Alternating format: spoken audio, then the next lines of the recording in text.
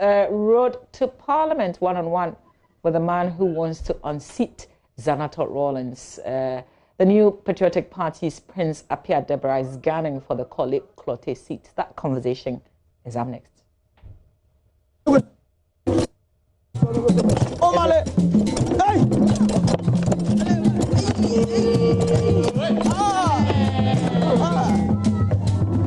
It is always important that you take stock as an individual. And one of the things that are always done is always to ensure that you also have great team members around you.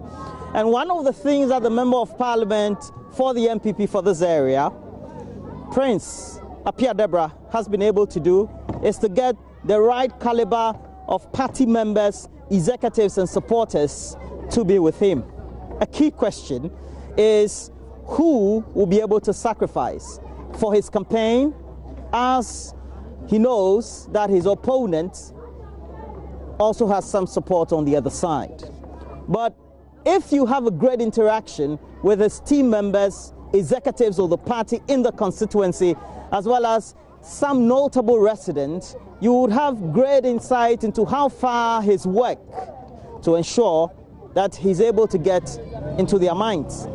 Wonderfully, they, as team members of the campaign of Prince Appiah Deborah, are willing to sacrifice and are very sure that he will succeed as the next Member of Parliament for the constituency.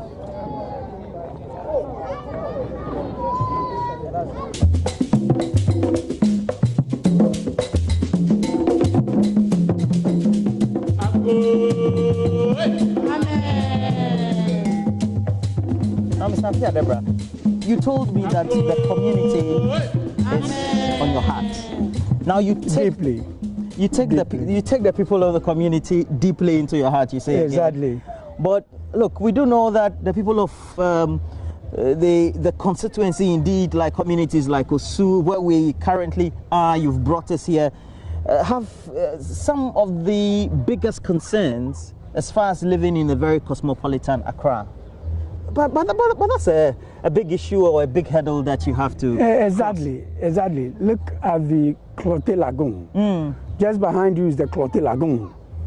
And lagoon, by definition, is a natural reservoir. It holds water. If you care to know, Accra lies below sea level. And there are a number of lagoons that carries the water from the Kwapim Hills into the sea. I see. Amongst them is the Klottey Lagoon of Osu. There's another one behind the Independence Square that is called Najinye. And the Independence Square is just yes, it's dead, it's gone. You can't see it like this again. And then you have the Korle Lagoon, which also is, we mention it because it's part of the name of the constituency, but it actually doesn't lie within here. Now, this lagoon, which is now a swampland, used to be a vibrant water body. As a kid, I used to swim in this.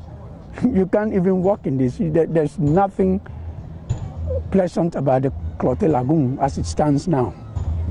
And last week, the Municipal Assembly, i.e. the Korle Klottey Municipal Assembly, brought in excavators, and they've tried to dredge it up. Just last week? Just last week. They've carried tons, over 20,000 tons of garbage from this water. They just haul them away. There's still remnants of it that needs to be carried away from the site. The important thing is we need to bring back the Korle Lagoon again. In other words, this Klottey Lagoon needs to be restored. I see. Because of the fact that we are not able to deal with it properly the way we ought to, it's part of the incessant flooding that occurs anytime it rains. Because all the water that carries from Dankwa Circle area comes through the Suriga area, comes this way and empties into the sea. But as you can see, this is stagnant water. It doesn't move. It's full of garbage. So it comes down this way. This place is already saturated. It's filled up. And then there's a back flow of water back into the community. And that's why we have problems in Klottey Korle when it comes to flooding in this part of the city. But this will mean that we have hundreds of households, thousands of people just within the catchment area of what used to be the Korle. Yes. Now, again, and based on your assessment, what do you think really just desilting or dredging this could ultimately solve for? It's not enough. If we are restoring the Clote Lagoon, it's not enough to just desilt it or dredge it. We need to firm up the sides, and we need to really empty it out and put these big garbage carriers advantage points so that every 3 days they are emptied out. The people throw garbage into the lagoon because there's nowhere else for them to dispose of their garbage. And so they come in and they throw it in there, and it's normal fare. We shouldn't allow this. As a government, it is incumbent on us to make sure that the people can dispose of their garbage properly. And this is a source of livelihood for the people of Clote Collie. Now, when I was growing up, there were no houses here. It was all swampland. You used to live here? Close by? Yeah, close by. So we drift to the seashore. You swim in the Collie Lagoon, and then you go and swim in the sea. That means you would have been a very good swimmer. Yeah, I'm a good swimmer. And at the time, I'm thinking that the water was flowing just like you painted. The water was flowing, crabs that you could catch, and the wildlife was pleasant. There were birds because you used to have these swamps, and this is also how we call it, a World Heritage Center for migratory birds. But now you don't see any migratory birds around because of the way we've treated it. Now, if we have to take a proper assessment of what the people of the constituency need, let's say you have to designate that in order preference, 5, what would it be?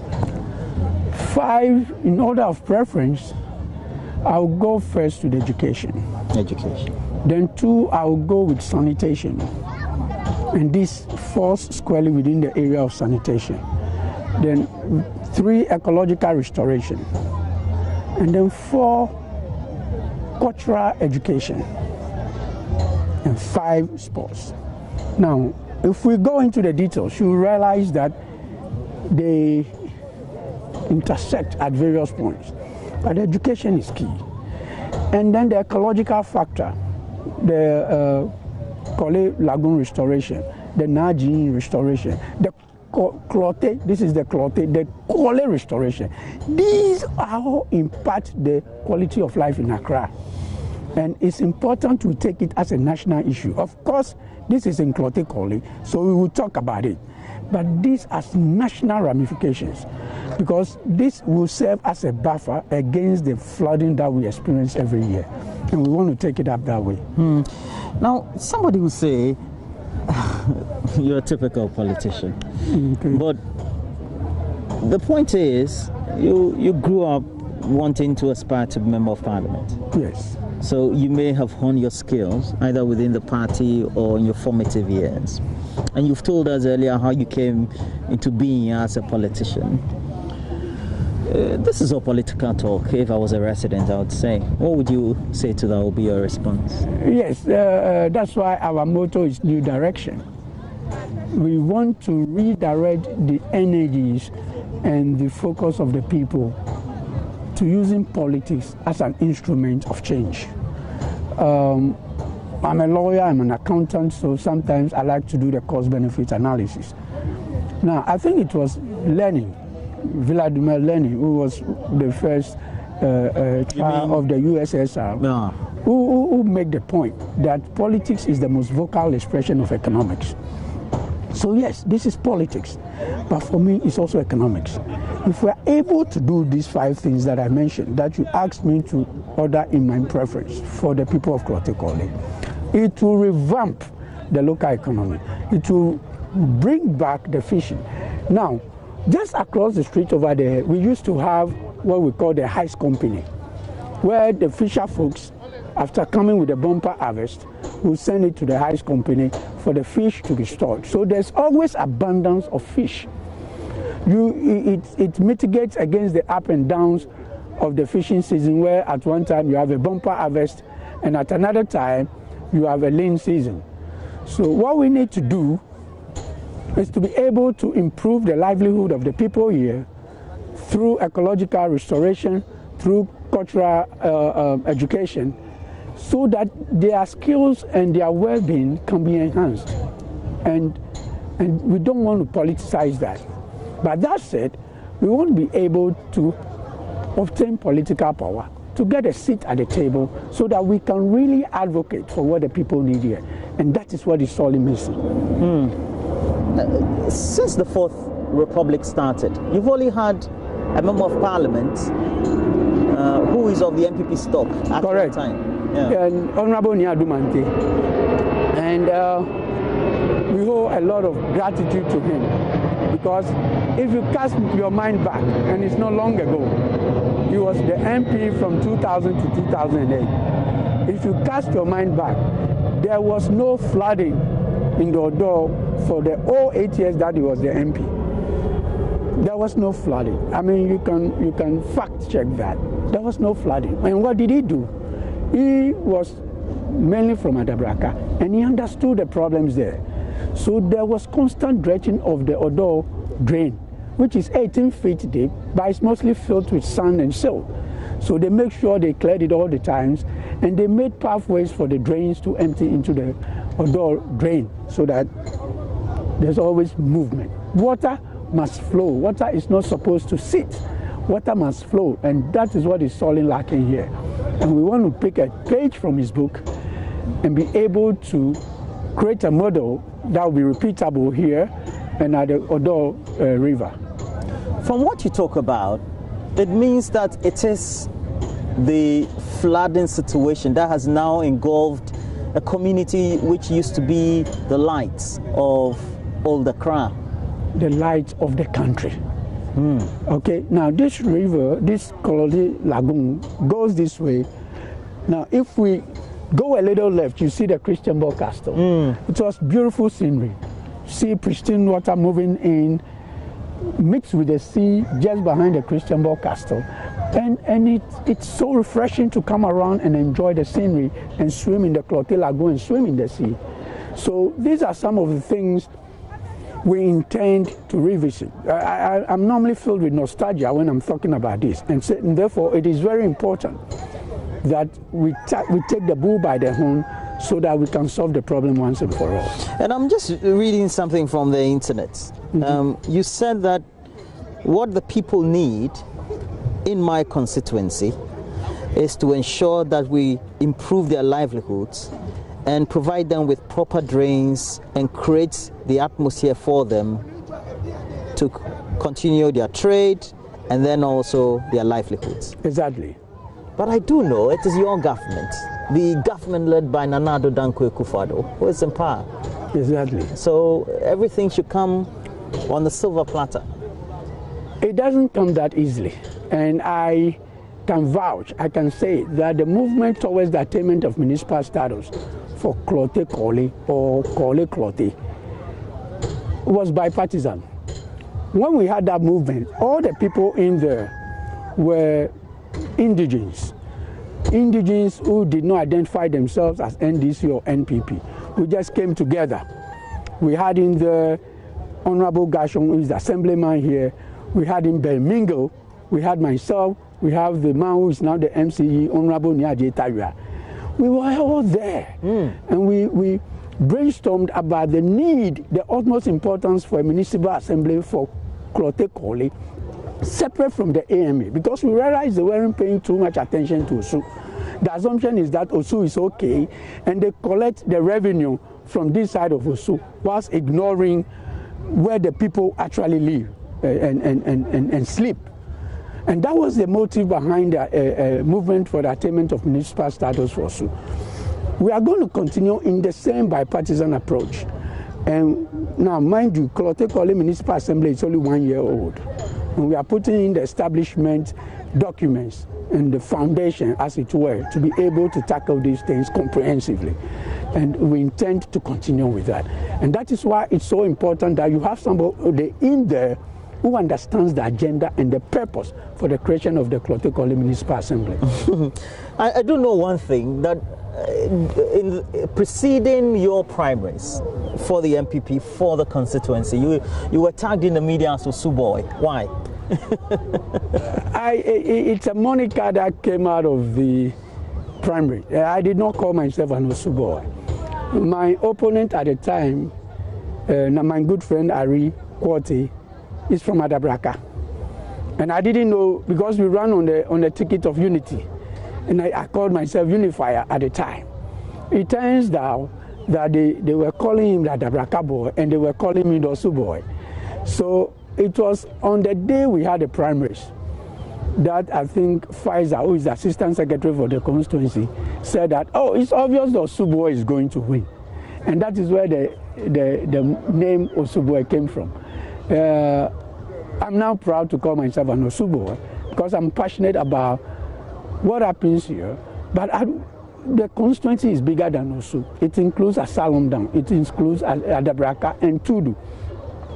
These are all economic powerhouses, cultural heritage for the country that we must be able to restore these communities, bring them alive again. And that is what we intend to achieve. And next, you want us to go to your party office and then go have a conversation with your other either delegates but also executives of the party and your campaign team. What should we be looking forward to when we see you interacting with them? Well, you should be looking for commentary about the new energy we've brought to the MPP in Klotekole. We should be talking about the visionary leadership that we are providing. And you should be hearing about the importance of unity, because we just lost the 2016 election. And if it had not been for our own internal squabbles, I wouldn't be standing here by now. And therefore, it is important that we patch all the fault lines, bring the people together, unite them for a common purpose. And at this point, we are not only uniting the MPP stalwarts, we are also bringing on board the NDC people who really care about this constituency and want to see a visionary leader who can advocate for the things that will impact the lives of the people who live here. Well, let's make our way and go and meet your campaign team and also the executives of your party. It promises to be a great conversation. You know, Osu is always an interesting place, so we'll see how it goes with us. All right. Now, this must go. This definitely shouldn't be here. Yeah, definitely. Okay. Definitely. So either we burn them out or we take them out of this place, because it doesn't add to the beauty of the environment. And it is not cool. And so these are some of the things that you should have a very low threshold of tolerance for this. It shouldn't be here like this. And we have to do our best to make sure that we clean it up. We started a cleanup exercise last week and we will continue doing it. The excavator is still sitting there, but we need the big garbage stuff to be cutting these things on regular basis. It should be part of the daily routine of managing the lagoon. All right.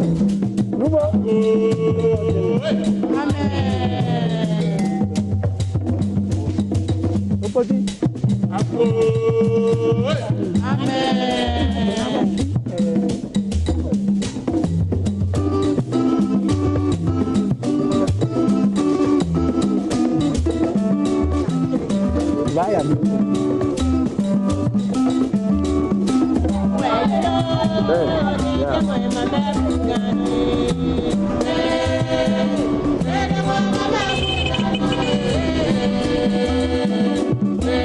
Now, right from Adabraka, we've been able to go through many of the areas in your constituency, Osuari, and we've now come to the Independence Square. But we do know that it is also because we have to do the things that are necessary for the constituency. Do you think that if you look at what lies ahead, you have what it takes to win the seats come December 7, 2020? Yes, we are at the risk of sounding cocky. We believe that by the grace of God, we'll win this seat for the New Patriotic Party. We have what it takes. I was born and raised here. I attended in my formative years from ABC or kindergarten all the way to Ghana Law School. I live here. And I believe that with my skills as a lawyer and a chartered accountant, and a business owner, an entrepreneur, I see things very differently. And for me, look at the beauty of the Atlantic Ocean. In other countries, this will be the priciest real estate. Yeah, true. The most expensive We don't that you can ever have. We don't have hurricanes as they do in Florida. We don't have tsunamis as they do in other places. All we have is sunshine and a beautiful beach. And still we are messing it up. So I believe sincerely, with my background and my vision, I believe we can work together with the government and the people to bring some sanity to this part of the country. In fact, this is the belly of the country. Everything significant in Ghana lies within the boundaries of the Klote-Kole constituency. And it is ultimately important that we take very good care of it. And that is what I intend to do. If I want to ask just a very simple question, based on what you've said so far, if I want to describe you to one of my colleagues who wants to know who Prince Appiah Deborah is, who would I say Prince Appiah Deborah is? Prince Appiah Deborah is a seasoned professional, but more importantly, he's a public-spirited person.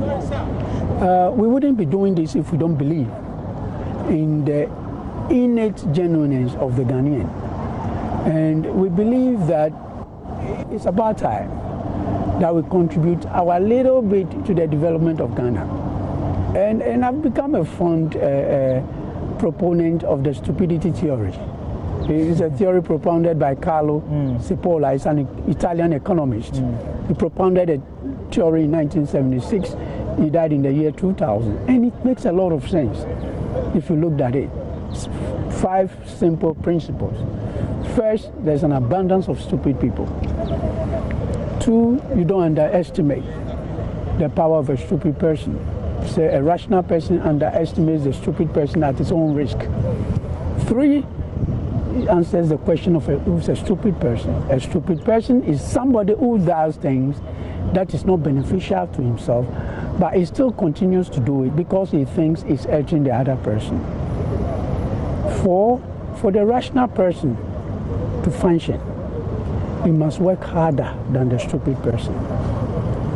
And 5, for a country like Ghana, we must do everything to reduce the number of the stupid in the society so we can move forward. And therefore, I believe in the free SHS program. There are a lot of things that you can say, but people will not understand or appreciate it. When we talk about ecological balance, we talk about a beautiful beach. People really don't appreciate it because they don't see what we see. And the work we are trying to do is to open their eyes to the beauty of the sunshine, the beauty of a clean beach, the beauty of a balanced society, where everybody has the opportunity to grow and prosper. Now, in the Klote-Kole constituency, we have an abundance of resources in terms of human capital, resources in terms of educational facilities, resources in terms of abundance of government facilities in this constituency. This is our forest. This is our gold mines. This is our the things others will use to harness and beautify their lives. And we intend to make the most of it.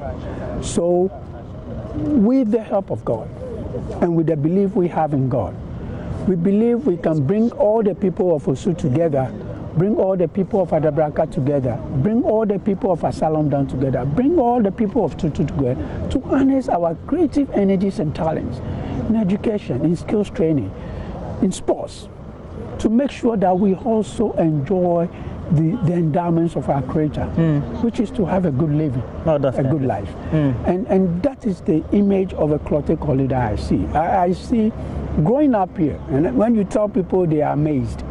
We used to have nomad buses. Back in the day. Nomad buses. Yeah. So you knew that if you are going... Which one of them? Was it the OSES and... The OSES, Omnibus Services Authority.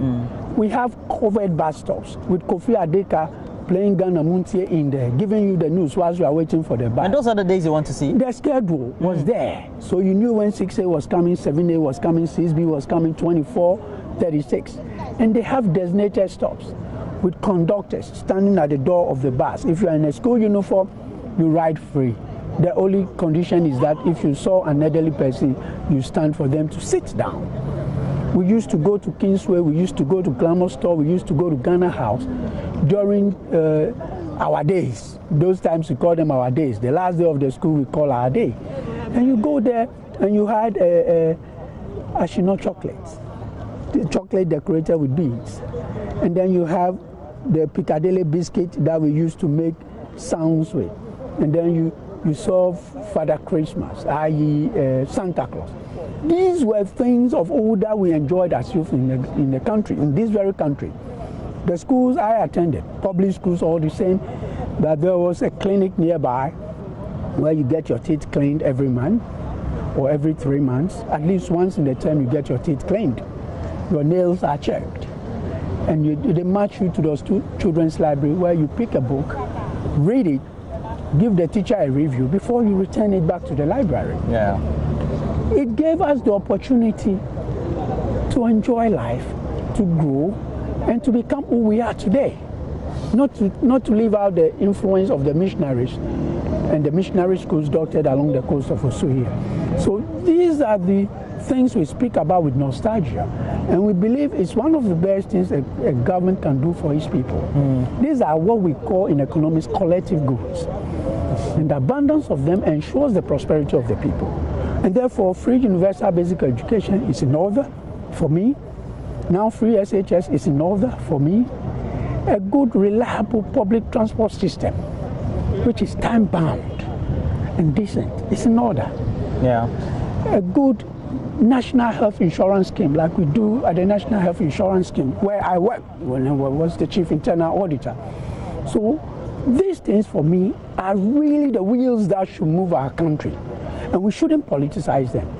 We of the NPP have made good investment out of these things, and we are trying to tell Ghanaians that expenditure on these items are not expenses, they are investments. They are designed to ensure that our people do develop the skills to function in the 21st century economy. Let me ask you something. You have your opponents, and the last time I had an interaction with you was at a disaster ground zone, yeah, where you also had your opponent also come at the same time. The picture that was painted by both of you was that all of you are concerned about the constituents, the state of the constituency, and whatever happens. How do you think that the performance of the Akufo-Addo-led government could be a very good opportunity cost for you, but also a comparative advantage at the same time for you to say you want to take both exactly as an advantage and take good use of as you go into the campaign?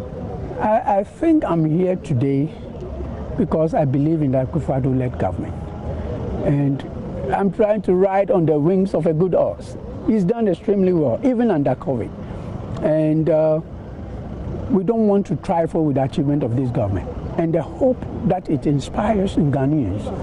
Now, COVID came on the back of the year of return, in which over $1 billion was injected into the economy right before the COVID kicked in. Ghana became the destination of choice for Africans in their diaspora, and they came here in droves.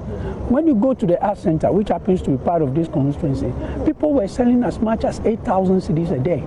That is huge. And these are some of the things. And this came out of what? Cultural tourism, harnessing the fruits of Pan-Africanism and giving hope to black people everywhere to come to a country that is giving hope to the black man. Kwame Nkrumah said some time ago that the black man is capable of managing his own affairs. And that's where we put the spotlight today. We hope that you did enjoy this one. But of course, you're on your election headquarters. The countdown to December 7 is on.